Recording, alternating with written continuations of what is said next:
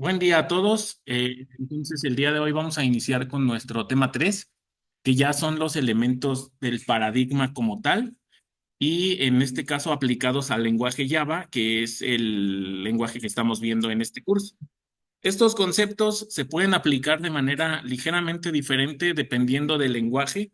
A lo mejor no es exactamente igual crear objetos en Java que en C Sharp, que en C++, pero bueno, entonces la esencia es la misma y lo que vamos a hacer es aprender a ir viendo todos estos temas relacionados con los objetos. Entonces, vamos a iniciar. El primer punto de esto sería hablar de clases y objetos.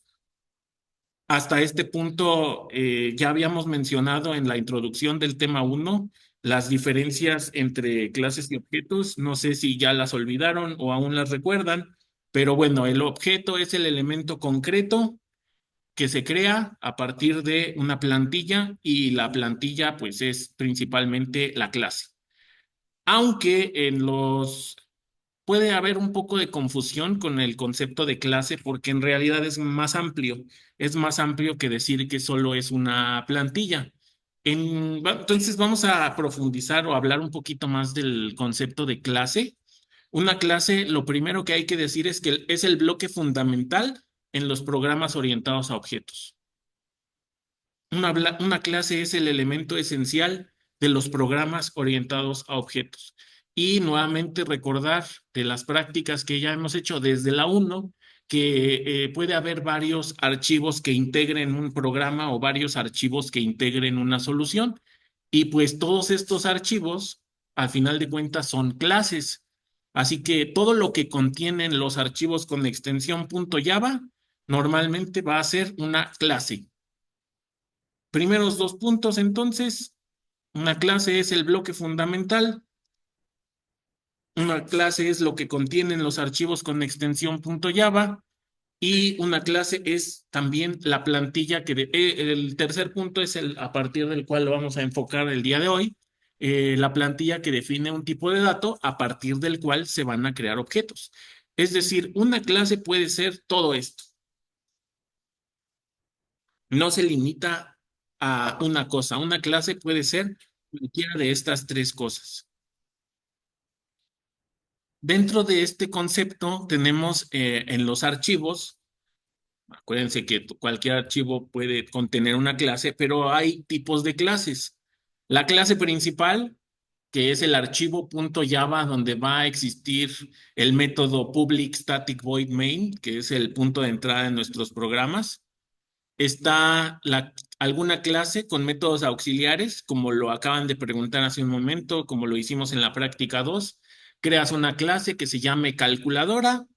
Esa clase le pones cuatro métodos, suma, resta, multiplicación y división. Entonces, ese sería un ejemplo de clase con métodos auxiliares. Puedes hacer una clase de utilerías, como lo es la clase math de Java o alguna otra clase. En alguna clase de utilerías, pues vas a escribir métodos estáticos porque no vas a crear objetos a partir de esas clases.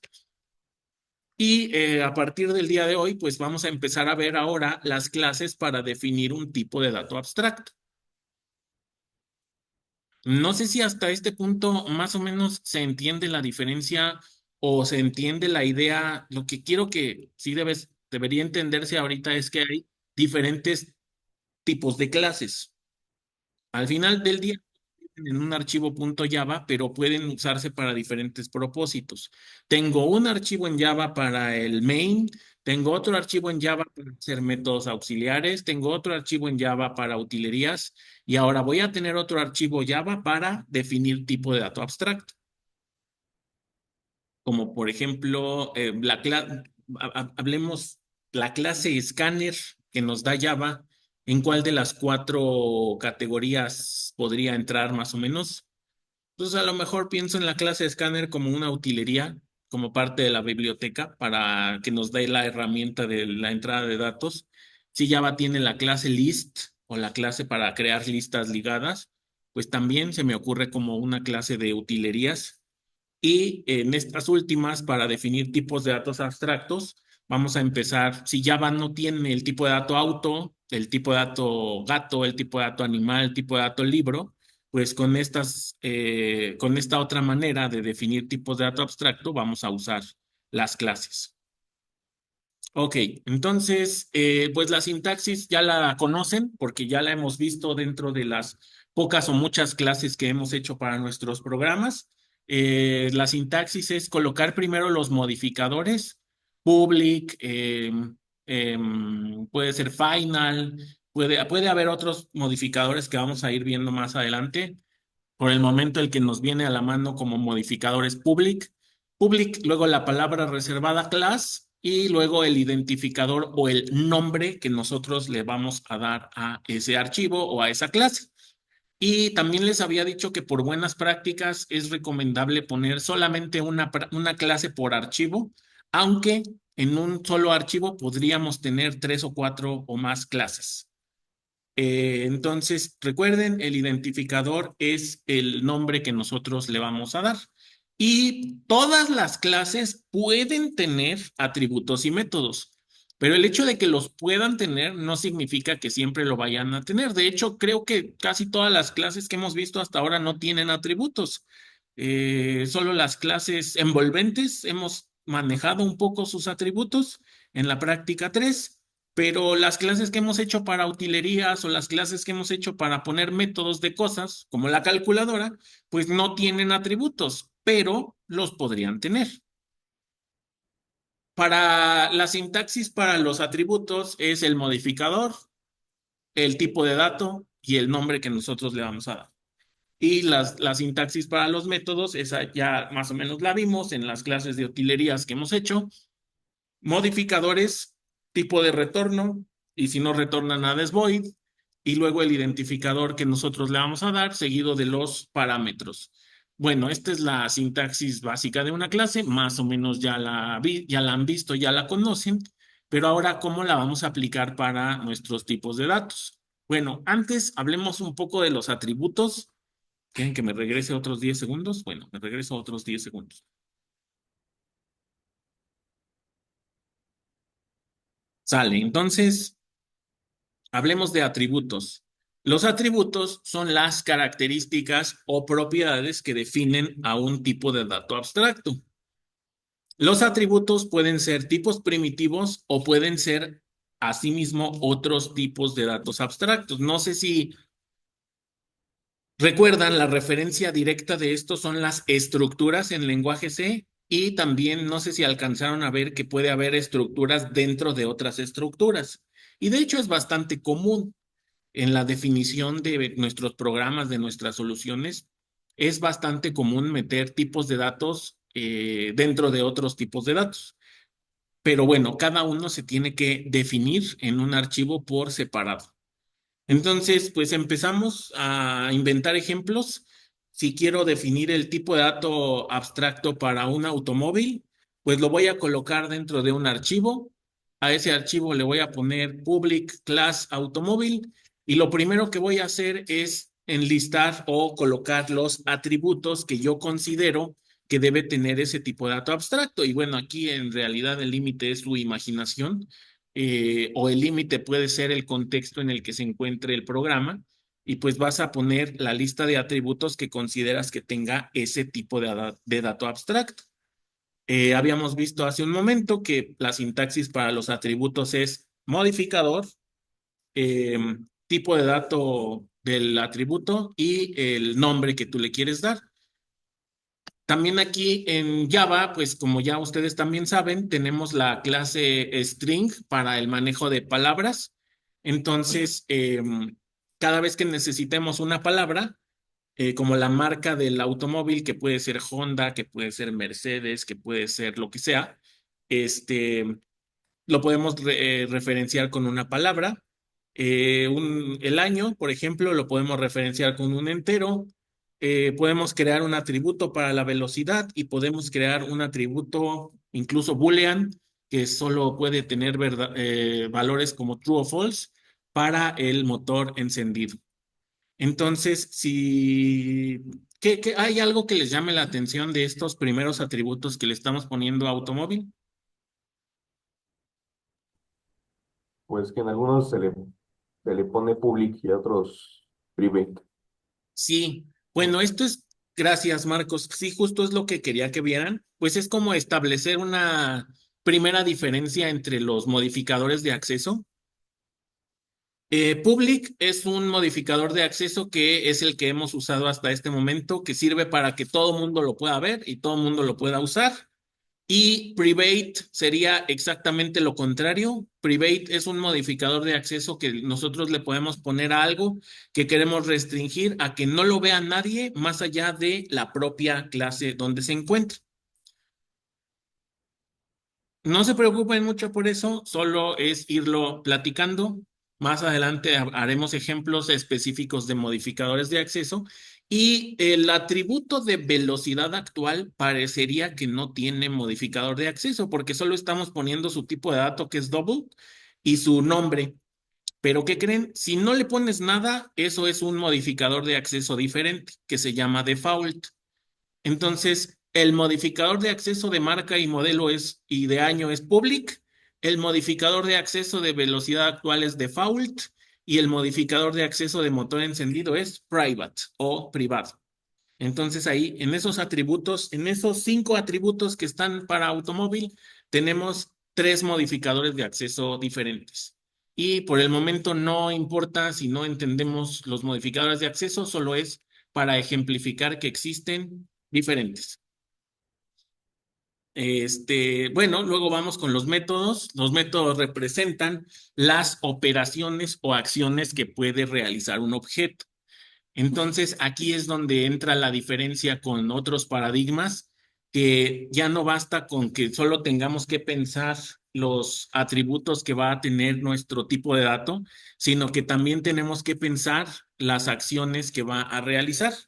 Aquí es lo que dice, es una de las principales diferencias de la programación orientada a objetos respecto a otros paradigmas. Y pues como las operaciones que puede, las acciones que puede realizar un tipo de dato abstracto, funcionan como los métodos o funcionan como lo que habíamos visto o lo que habían visto en C de funciones. Son cosas que pueden retornar un valor o son cosas que pueden recibir parámetros. Entonces, la sintaxis, aquí en Java le vamos a agregar en la sintaxis los modificadores. Antes esa parte no estaba, solo estaba el tipo de retorno, pero ahora va a tener modificadores, tipo de retorno, el nombre que le vamos a dar y si es que recibe o no parámetros para trabajar. Y recuerden que en caso de que haya algún tipo de dato de retorno diferente de void, pues hay que poner dentro del método hasta el final la palabra return con alguna variable o algún valor directo de ese tipo de dato que decimos que va a retornar. Entonces, se aplica la misma lógica de funciones, pero ahora tenemos que pensar dentro de la definición de nuestro tipo de dato, qué acciones va a poder realizar. Y cada una de esas acciones la vamos a representar o a definir con un método.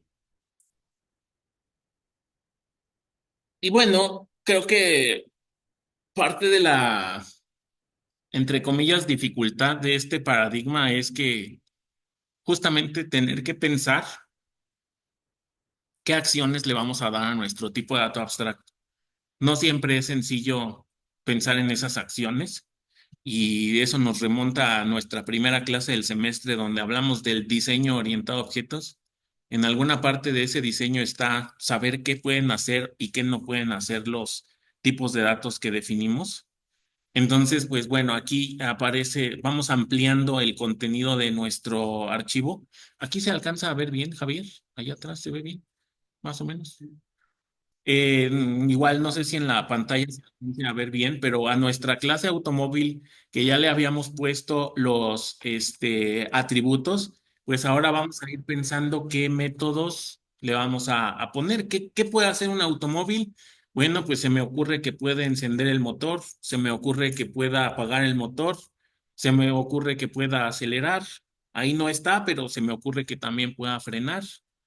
Pues, y aquí es donde empiezas a pensar qué otros métodos, qué otras cosas puede hacer un automóvil, puede descomponerse, puede volar, pues un automóvil no puede volar, ¿verdad?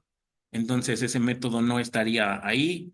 Un automóvil puede conducirse solo, a lo mejor agregas el método conducirse solo, no lo sé. Aquí ya es su creatividad, este, para poder empezar a definir esos métodos. ¿Qué sale? Entonces, ¿qué más puede hacer un automóvil? Piénsenlo y se lo agregan a su tipo de dato abstracto automóvil. ¿Sale? Ahora bien, vamos a ir estableciendo cómo se construyen los programas. En términos generales, hablando de buenas prácticas, voy a regresar un momento. Les voy a pedir que nunca jamás en la vida a las clases que usemos para definir tipo de datos abstractos, jamás le pongan aquí adentro el main. No debe estar el main adentro de una clase donde defines un tipo de dato abstracto. Solamente va a ser la pura definición. Si creas una clase para un libro, pones los atributos y pones los métodos, pero no pongas el main. Entonces, ¿cuáles son las buenas prácticas? Pues ustedes ya saben que puede haber proyectos que se integren por diversos archivos y eso no es problema para que se vean entre sí, al menos si están en la misma carpeta o si están en diferentes, pues usan el import. Pero bueno, en fin, yo defino un tipo de dato abstracto, tal vez para una persona, ok, eso es una clase. Yo defino un tipo de dato para una computadora, ok, eso es otra clase, eso es otro archivo. Cada uno de estos cuadritos azules que están en la pantalla es un archivo diferente. Yo tengo un archivo que se llama persona.java. Es más, lo voy a escribir para que después no me digan que no le entendieron. Cada uno de estos cuadritos, así como, a ver, niños, es un archivo diferente. Entonces, por ejemplo, aquí tendríamos un archivo que se llama persona.java y adentro del archivo persona.java lo que vamos a poner es lo que acabamos de ver en la diapositiva anterior, qué características y qué acciones puede realizar una persona. Aquí tenemos otro archivo que se llama computadora.java. ¿Qué va a tener adentro este archivo?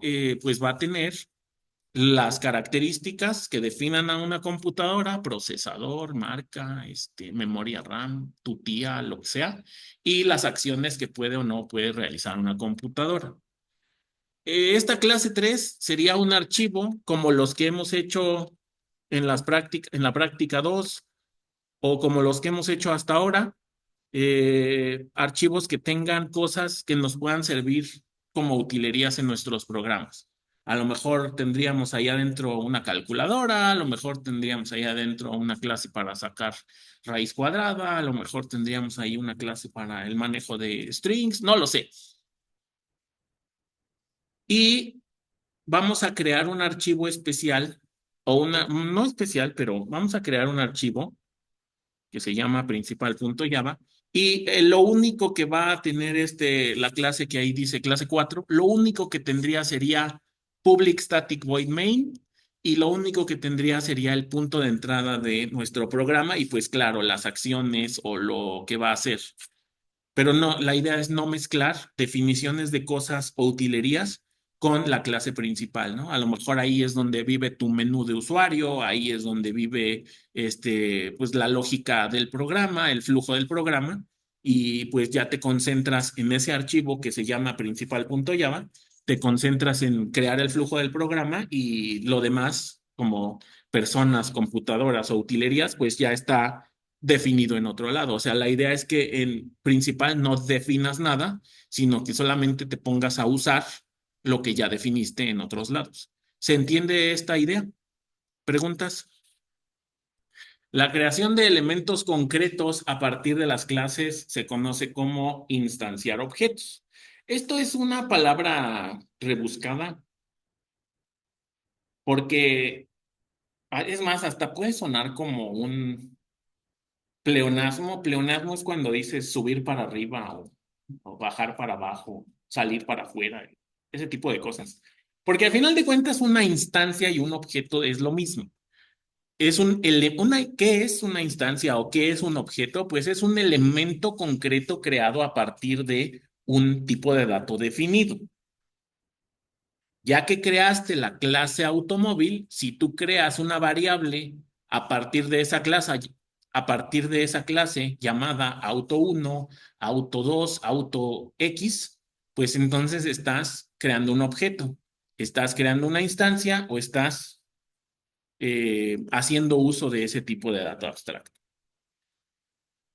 Y habíamos visto que los atributos, porque también aquí no es lo mismo crear una instancia que una variable de instancia. Esta diapositiva trata de establecer la diferencia entre esas dos cosas. Si creas un auto uno a partir de la clase auto, entonces estás creando una instancia. Pero eso es una cosa. Si en la definición de auto pones marca, modelo, este año, número de placa, esas son variables de instancia, o sea, también es otra manera de llamarle a los atributos. Si esto los confunde, no se preocupen tanto, mantengan la idea de que una cosa son los atributos que tiene adentro y otra cosa es ya los objetos creados de ese tipo de datos. Nada más, esa es como la esencia de este punto.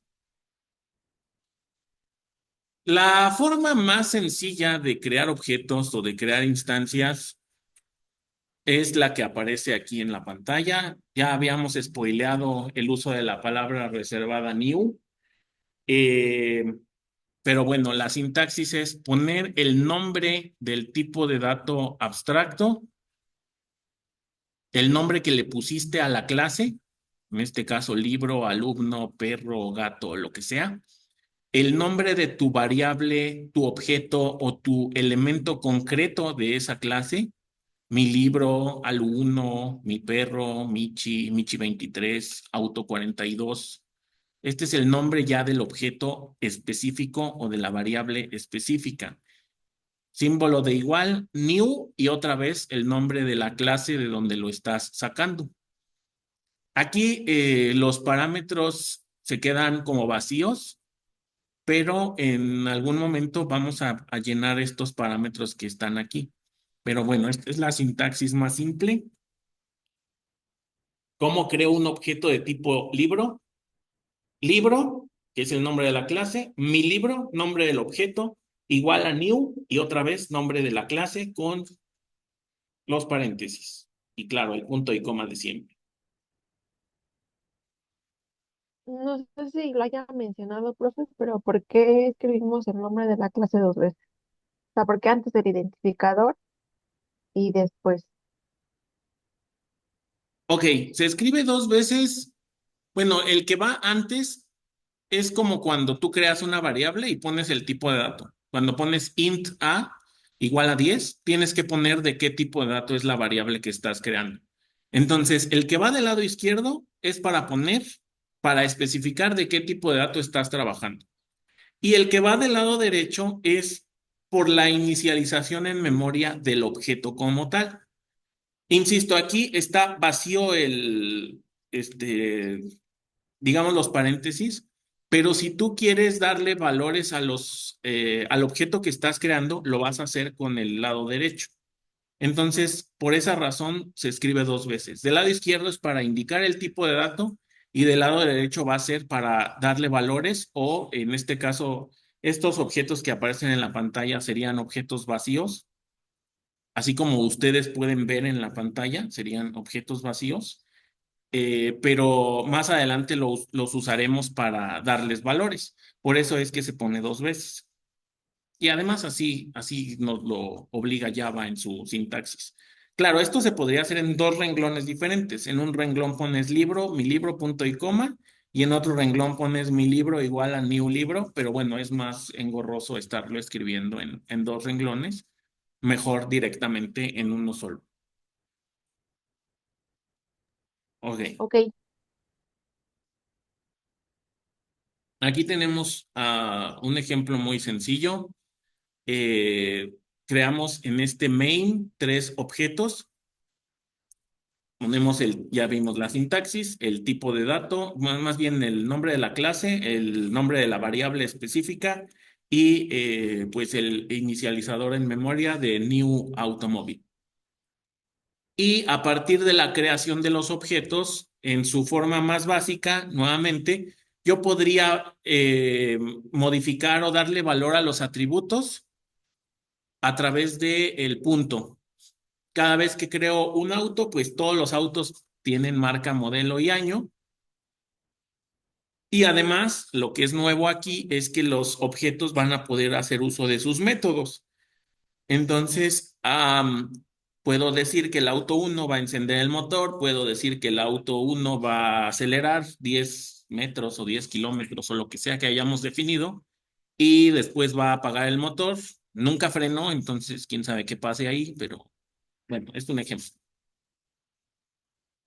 Después, como tengo tres objetos, pues puedo hacer uso de cualquiera de ellos. Auto 3 le doy valor a su marca. Auto 2 mando llamar a algún método que se llame mostrar información. En fin, la idea de esto es que puedo crear objetos y puedo con esos objetos hacer uso de darle valor o imprimir sus atributos o hacer uso de sus métodos. Ahora, no me odien, pero bueno, esto que ven en la pantalla no lo vamos a hacer así. Esta es la forma más básica, pero no lo vamos a hacer así. Lo vamos a hacer bien, pero bueno, de todas maneras es para que se vayan familiarizando con la manera en la que funciona. Bueno, entonces vamos a hablar del método constructor. El primer punto que deben de tener claro hasta en esta parte es que el constructor es un método. Es un método más, pero es un método especial que tiene ciertas características.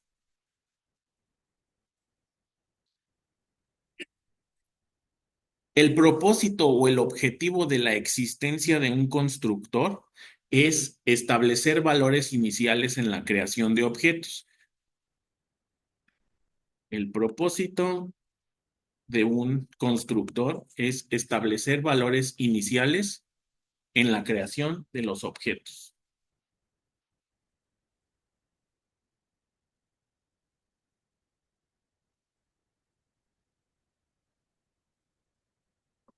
Bueno, entonces me voy a regresar un momento. Aquí dice que el constructor sirve para establecer valores iniciales. Si nosotros creamos objetos de la manera en que viene en este ejemplo, auto uno, auto 2 y auto 3, se podría decir que son objetos vacíos porque sus atributos no tienen ningún valor. De esta manera es como se hacía en lenguaje C. Tú creabas una variable de tu struct y después le empezabas a asignar valores a tu variable, que si el nombre, que si el apellido, que si el promedio. Entonces, esta manera de tener el método de creación del objeto sin ningún valor, sin nada, es lo que hace que esté vacío el objeto. Y entonces aquí tú tienes que empezar a rellenarlo instrucción por instrucción. Esa es la razón por la que hace un momento les dije que en el paradigma orientado a objetos no es correcto hacer esto. Se puede hacer, pero no es lo correcto. Para eso existe el método constructor. Entonces, en nuestra sintaxis normal, ¿dónde va el constructor? Bueno, el constructor se suele escribir después de que definimos los atributos y antes de la definición del resto de los métodos normales, porque el método constructor se podría decir que es un método especial. Así que lo vamos a escribir o lo vamos a incluir después de los atributos. Y bueno, ahorita les digo por qué dice ahí constructor es, por qué dice en plural.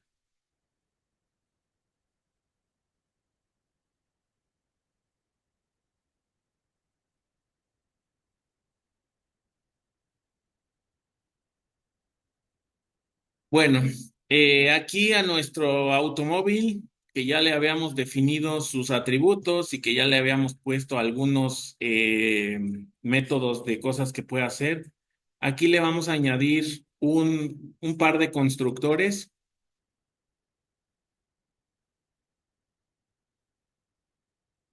Características de un constructor.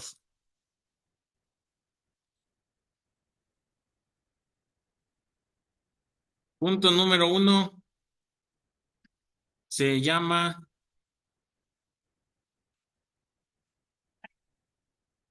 ay, punto número uno se llama exactamente igual que la clase. Si tu clase se llama automóvil, entonces el constructor también va a ser automóvil. Característica número dos, no tiene tipo de dato de retorno. O sea, no le vas a poner ni void ni nada de eso. ¿Por qué? Porque sirve como, es un método especial que sirve para crear objetos, pues en automático ese método va a devolver o va a crear en memoria el objeto como tal. Entonces no tienes que especificar un tipo de dato de retorno. Y un constructor, por lo general, bueno, le voy a preguntar al chat GPT a ver si él sabe algo, pero bueno, por lo general él es de tipo public. No sabemos todavía nada de modificadores de visibilidad, pero nos han dicho que public sirve para que lo pueda ver todo mundo. Entonces el constructor, como su propósito es crear objetos, y vamos a definirlo para que otras personas lo puedan utilizar y crear automóviles, pues en términos generales casi siempre los constructores son de tipo public para que otras personas, otras clases los puedan utilizar y crear objetos. ¿Sale? Entonces, esas serían las características de un constructor. Voy a agregar una cuarta que es, puede recibir, no puede recibir. Los parámetros que recibe son los atributos del objeto.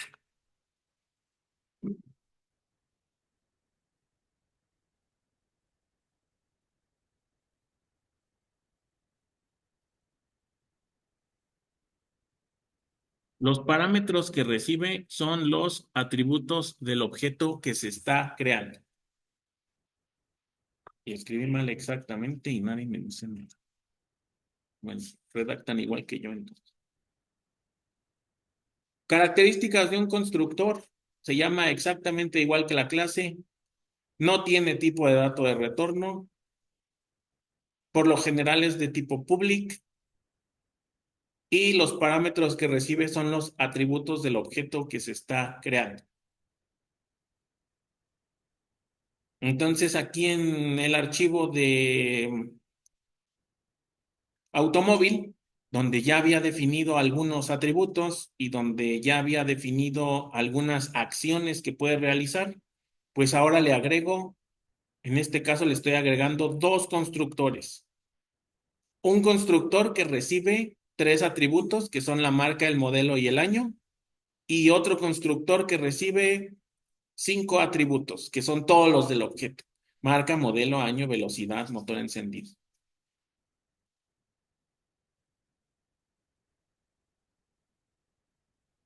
Mediante el uso de constructores es la manera en la que tú obligas a las personas, o en este caso al programa, al momento de crear objetos, ya no podrías crear objetos vacíos, ya no podrías crear autos vacíos. Entonces, siempre que alguien vaya a crear un auto, a fuerzas le tiene que poner marca, modelo y año, o a fuerzas tendría que definir todos los atributos de ese auto de una vez. Entonces, la razón de usar los constructores, como ya lo decía en la diapositiva anterior, es darle valores iniciales a los objetos, pero eso se convierte en una obligación. Entonces, obligas a que al momento de crear el objeto, de una vez, se digan cuáles son los valores que va a tener, qué atributos y qué, o qué características va a tener. ¿Se entiende más o menos esta parte? Si yo tengo un constructor que solamente tiene tres atributos, como el primero, entonces los que no se inicializan sí se quedan como null o se quedan como pues, vacíos, sin algún valor. Entonces, pues a lo mejor tú defines un tipo de dato con 10 atributos.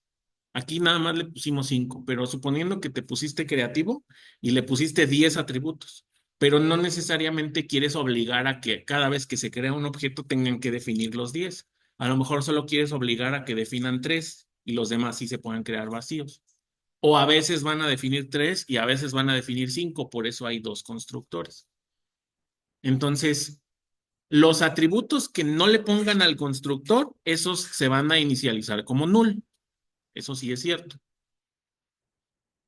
Si yo tenía antes una clase persona con algunos atributos y con algunos métodos que yo pueda asociar con el tipo de dato persona, pues ahora para su constructor lo tengo que agregar exactamente después de los atributos y antes del resto de los demás métodos. No quiere decir que si agregan el constructor en otro lado no funcione, pero es la buena práctica agregarlo ahí. Entonces, este es el antes sin constructor y este es el después con constructor. Al agregarlo, entonces obligamos a que cada vez que se crea un objeto de tipo persona, le tengan que poner el nombre, la edad y la estatura de una vez.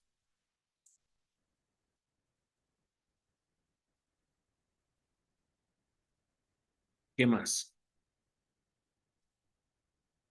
Y entonces aquí está la sintaxis ya en nuestro código, en el main, ¿cómo le haríamos para crear objetos? Los que hace rato habíamos creado carro uno, carro 2 y carro 3 que no tenían nada, ahora desde el momento de la creación del objeto, en los paréntesis del new, le vamos a pasar qué valores o qué atributos va a tener. Nissan Suru, Ford Mustang, Honda Civic o lo que sea que se te antoje. Pero entonces el carro uno, el carro 2 y carro 3 ya no son objetos vacíos, ya son objetos que desde el principio tienen valores asociados a sus atributos.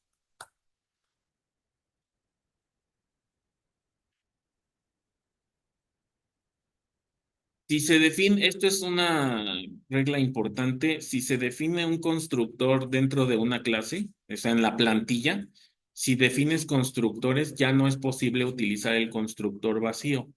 En este caso, si yo aquí agregara una cuarta línea a este programa que dijera automóvil, carro 4 igual a new,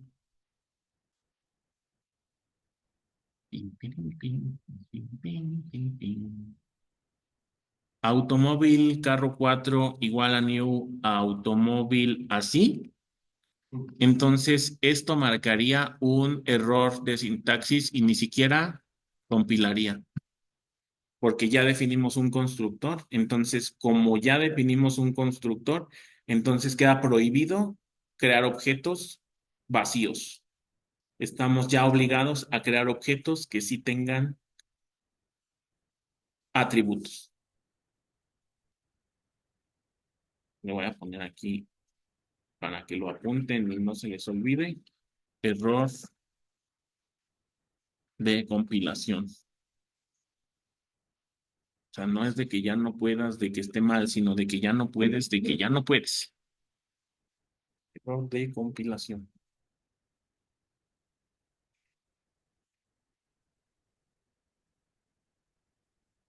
¿Qué más?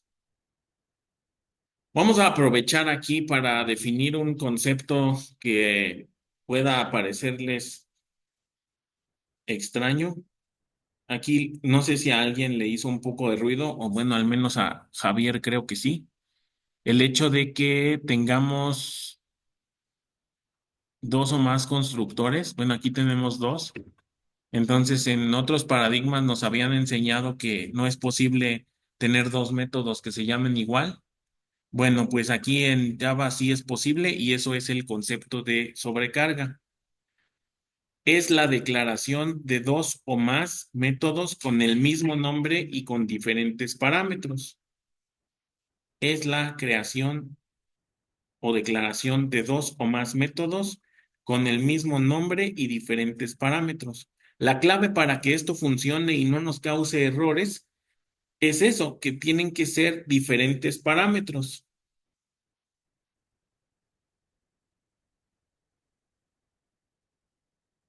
Y vamos a agregar aquí una nota más.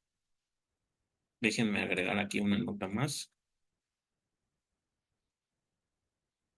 La sobrecarga es una forma de utilizar o aplicar el polimorfismo. Entonces sí, tener dos automóviles es polimorfismo.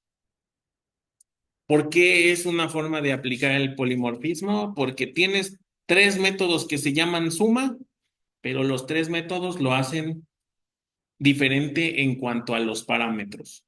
Entonces, poli, muchas, morfos, muchas formas. Así que la sobrecarga es una herramienta que nos proporciona este paradigma para aplicar el polimorfismo.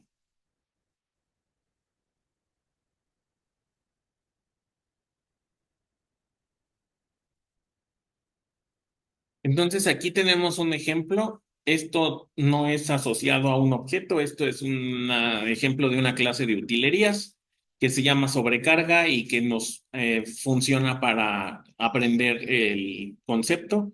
Tenemos tres métodos que se llaman suma y esto es una manera de aplicar el polimorfismo. ¿Cuál es la diferencia entre cada uno de esos métodos? Pues los parámetros. El primer suma recibe 2 de tipo entero, el segundo suma recibe 3 de tipo entero y el tercer suma recibe 2 pero de tipo double o decimal. Entonces, ¿cómo sabemos o cómo distinguimos cuál es el que vamos a usar? Pues simplemente por los parámetros. Si yo le paso como parámetros dos enteros, entonces él ya sabe que se tiene que ir a este método. Si yo le paso como parámetro tres enteros, entonces sabe que se debe ir a este método. Y si yo le paso como parámetros dos decimales, sabe que se debe ir a este método. A lo mejor aquí es muy sencillo porque los tres, pues lo único que hacen es sumar, pero en otras instancias o en otros lugares puede haber métodos que si te vas a una de sus formas, hace una cosa, pero si te vas a otros parámetros, hace otra cosa. Entonces, eso nos da flexibilidad y eso nos da polimorfismo.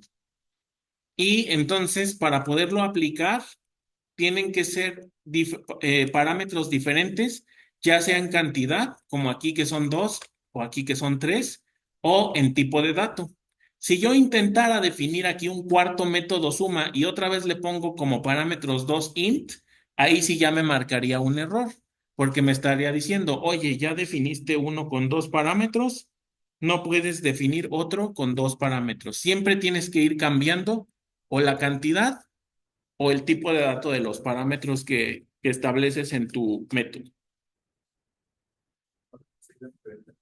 O sea, por ejemplo, si el primer no no te dejaría, porque no, ahí al polimorfismo no le importa qué nombre le pongas. Lo que le importa es el tipo de dato. Ujú. Ni tampoco le importa el tipo de dato de retorno. O sea, por ejemplo, aquí los tres son void, ¿no? Si creas otro con dos enteros y que ahora devuelva un int, tampoco se vale. Lo único que importa es los parámetros que recibe. Y pues bueno, la sobrecarga ya lo spoileamos, también aplica en los constructores, proporciona diferentes formas de inicializar un objeto de una clase dependiendo de las necesidades del usuario.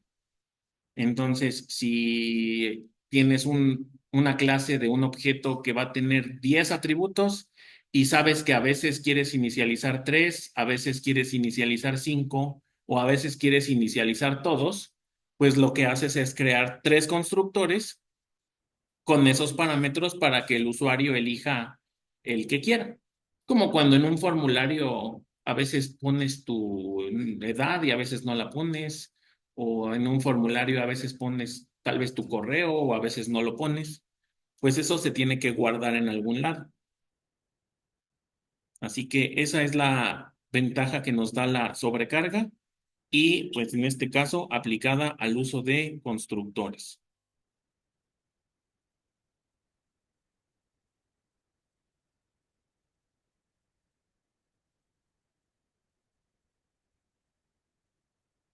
Y pues bueno, ya lo habíamos visto, Lo vuelvo a poner. Aquí tenemos tres constructores para nuestra clase automóvil, uno que solo recibe marca y año, otro que recibe tres parámetros y otro que recibe cinco parámetros. Entonces, ¿cuál es la diferencia entre uno y otro? Pues que en uno vamos a inicializar más cosas y en otro vamos a inicializar menos cosas. Recuerden que todo lo que no se inicializa se queda en null o se queda con valor de cero.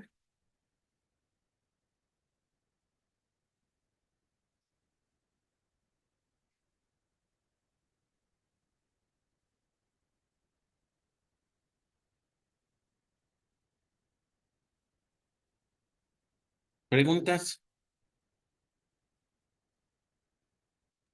Yo, profe, me quedo haciendo duda así como, bueno, como existencial, no sé, o sea, por ejemplo, si tuviéramos una clase, en este caso automóvil, y los Sí, constructores igual, por ejemplo, esos constructores, pero ahí en public, si en vez de public los tuviéramos, por ejemplo, en private, cuando sí. yo lo llamara, por ejemplo, desde el main a esta clase automóvil, ¿no habría ningún problema? O, Sí habría un problema porque si los ponemos como private, ya no los haríamos, no se podrían ver desde la clase main.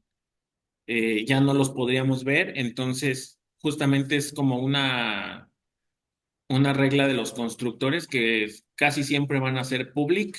Es lo que hace rato yo les decía, como que le iba a preguntar al chat que en qué casos los constructores no son public, porque yo casi siempre los he visto o siempre los he visto public, justamente porque los creamos para que otras clases los puedan ver y los puedan utilizar.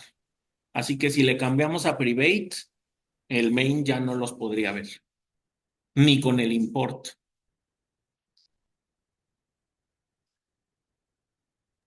sí, justo lo que estaba pensando, sí. Pero gracias, profe. Mejor pongan siempre sus constructores como public.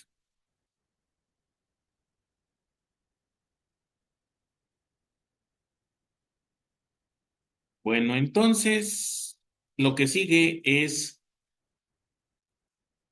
los métodos de acceso. Los métodos de acceso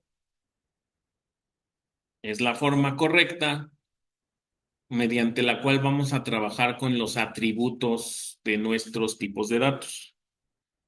Eh, Son métodos que se utilizan en las clases para obtener o actualizar el valor de algún atributo o propiedad del objeto que se define. Y en programación orientada a objetos, se debe acceder a los atributos para su consulta y modificación a través de estos métodos en lugar de hacerlo directamente. Entonces, lo de usar auto1.marca no lo vamos a hacer así, lo vamos a hacer con sus métodos de acceso.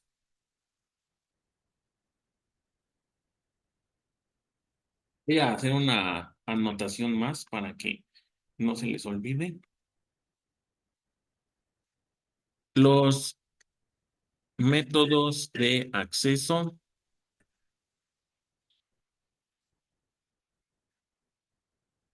proporcionan una manera de implementar la encapsulación.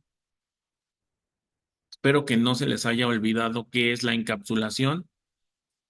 Les recuerdo que es ocultar o proteger la información que no queremos que otras personas accedan.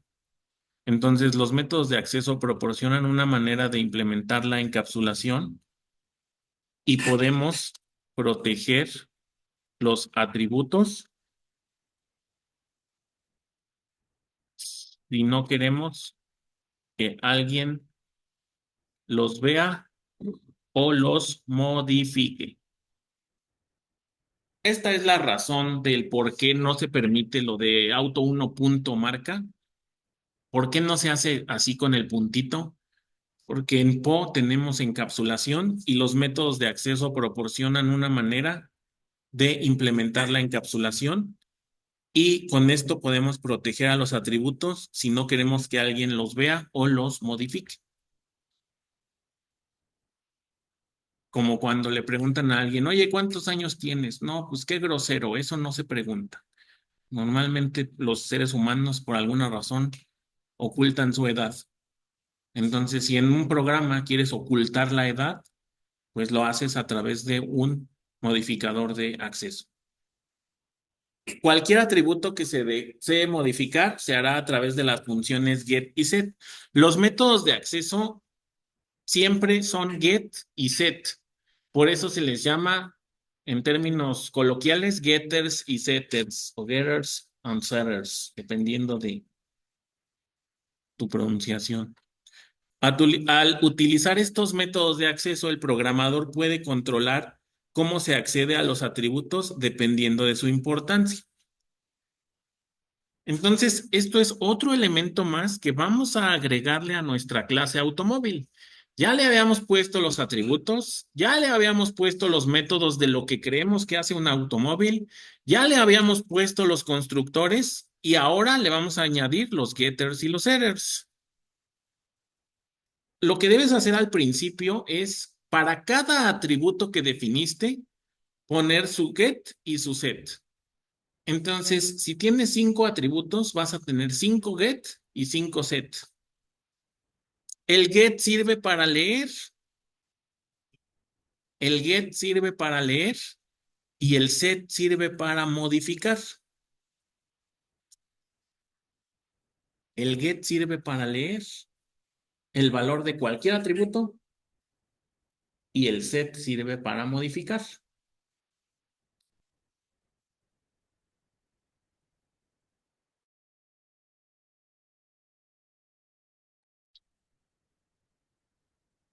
Aquí en la pantalla solamente estoy poniendo dos para que se vayan familiarizando con la sintaxis de los getters y los setters. El get siempre va a tener como tipo de dato el get siempre va a tener como tipo de dato de retorno el tipo de dato del atributo. Si la marca es string, el get nos va a devolver un string. Si el año del auto es int, entonces el get nos va a devolver un int. Y pues solamente va a tener el return de el nombre que le dimos al atributo. Y el set siempre va a ser de tipo void y el parámetro que recibe va a ser del tipo de dato del atributo y lo va a modificar con el uso de una palabra reservada que es this. La próxima clase hablamos de la palabra reservada this. Ya que le pusimos a nuestra clase sus atributos, sus métodos, sus constructores y sus getters y setters, ahora sí, este ejemplo es la manera correcta en la que vamos a trabajar con objetos. La forma de instanciar o de crear objetos va a ser con el constructor, ya sea con la cantidad de parámetros que ustedes quieran. Y cada vez que quiera saber algo, voy a usar el get. Si quiero imprimir la marca del carro 1, pues lo voy a hacer mandando llamar al método get. Si quiero conocer cuál es el modelo del carro 1, lo voy a hacer con el método get. Si quiero saber cuál es su velocidad, lo voy a hacer con el get. Y si quiero modificar, por ejemplo, al carro 2, quiero cambiar su año y quiero cambiar su marca, pues ahora lo voy a hacer con el set. En lo que estamos haciendo en los prints es conocer cuánto vale los valores de la marca, el modelo y la velocidad, y lo que estoy haciendo en estas otras líneas es modificar cosas de mis objetos. Pero ya no lo hago de manera directa, como en el ejemplo de hace rato, sino que lo hago a través de los getters y los setters. ¿Cómo ven? ¿Preguntas? ¿Ya se hicieron bolas? ¿Ya se confundieron? No se preocupen. La manera de aclarar esa confusión es tirando código. Así que pónganse a tirar código a lo loco.